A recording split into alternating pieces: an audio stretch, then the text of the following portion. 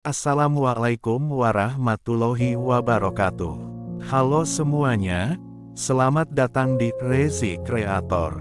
Saya, Rezi, bakal membagikan konten mengenai kisah, sejarah, cerita zaman Rasulullah, dan wasiat Rasulullah untuk umatnya yang pastinya bermanfaat. Enggak usah berpanjang lebar, mari kita mulai. Beberapa peristiwa teguran Allah kepada Nabi yang dicatat Al-Quran. Sebagai panutan umatnya, Nabi Muhammad tentu disiapkan Allah menjadi pribadi yang sempurna. Beliau memang minum, makan, tidur, istirahat, dan bergurau layaknya kita sebagai manusia biasa. Akan tetapi, ada batasan yang ditetapkan Allah kepada beliau, namun tidak kepada kita sebagai umatnya. Batasan itu adalah batasan akhlak. Beliau boleh saja kecewa dengan suatu hal atau kepada seseorang, akan tetapi karena batasan-batasan yang ditetapkan Allah kepada Nabi sangat tinggi, tak jarang apa yang menurut kita sebagai perilaku yang lumrah, itu tidak pada Nabi.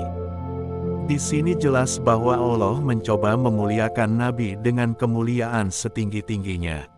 Beliau sebagai uswatun hasanah, panutan yang baik, tidak sama seperti kita.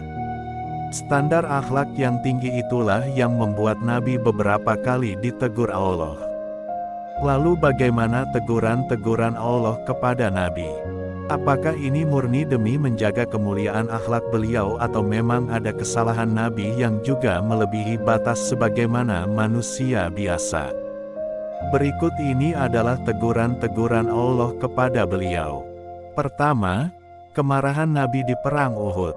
Peristiwa kekalahan Nabi di medan Perang Uhud memang bagian dari skenario Allah kepada umat Islam yang sempat terlena dengan godaan harta rampasan perang, lebih-lebih tidak menghiraukan pesan dan perintah Nabi Muhammad.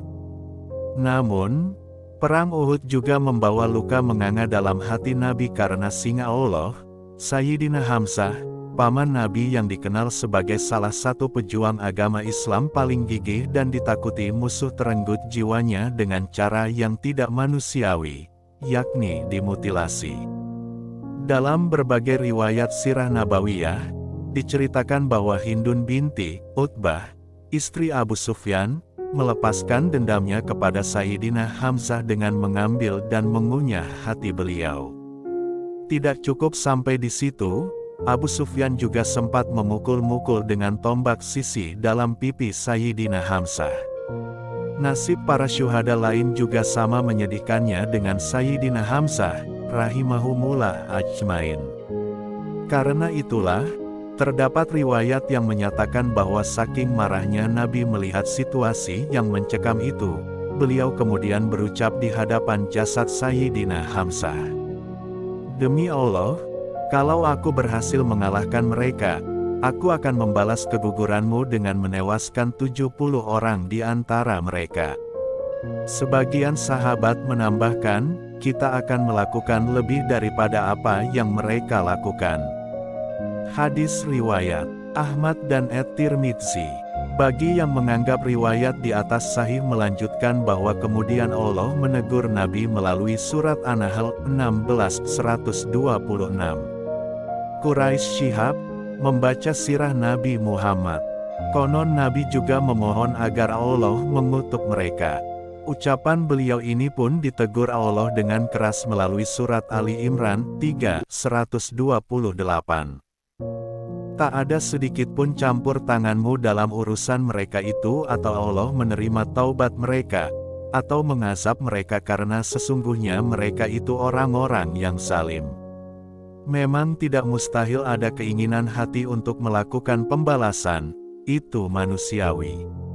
Akan tetapi, karena berhubung beliau adalah manusia paling mulia akhlaknya, maka hal demikian dianggap kurang elok oleh Allah. Kedua, saat Nabi bermuka masam.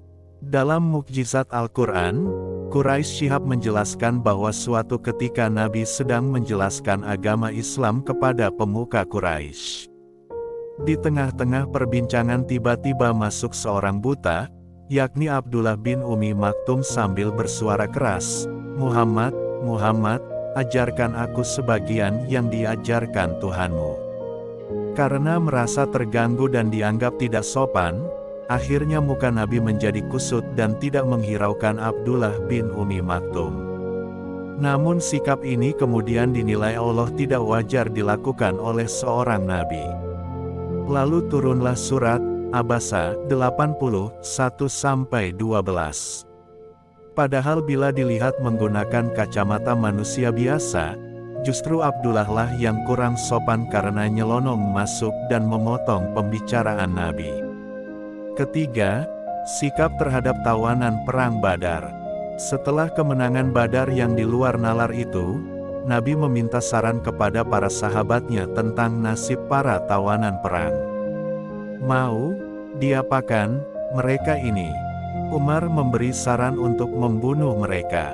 Sedangkan Abu Bakar yang terkenal memiliki hati lembut menyarankan Nabi untuk memaafkan dan membebaskan mereka dengan tebusan. Nabi pun memilih saran dari Abu Bakar. Namun, apakah ini sesuai yang dikehendaki Allah? Ternyata tidak. Surat Al-Anfal 8:67-69 diturunkan untuk menegur beliau. Tidak patut bagi seorang nabi mempunyai tawanan sebelum ia dapat melumpuhkan musuhnya di muka bumi. Kamu menghendaki harta benda duniawiyah sedangkan Allah menghendaki pahala akhirat untukmu. Dan Allah Maha Perkasa lagi Maha Bijaksana. Itulah beberapa teguran Allah kepada Nabi Muhammad. Sebagai manusia mulia, akhlak Nabi juga diwajibkan Allah menjadi mulia. Bukan tanpa alasan, semua ini agar umatnya bisa meniru semaksimal mungkin kesempurnaan akhlak Rasulullah. Kita memang tidak akan mampu menyandingi derajat akhlak Nabi, akan tetapi kita wajib berusaha mengikuti beliau. Kemuliaan akhlak Rasul ini juga diharapkan hadir dalam diri pewaris beliau, yaitu para ulama. Karena itu, saat seseorang diamanai umat menjadi seorang ulama, saat itu juga ia diwajibkan memiliki akhlak lebih tinggi daripada orang banyak awam.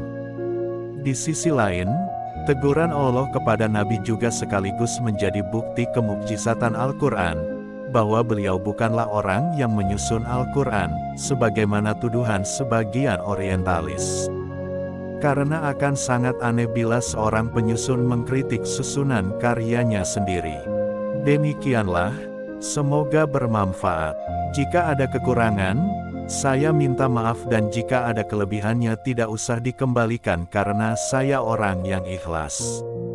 Wassalamualaikum warahmatullahi wabarakatuh.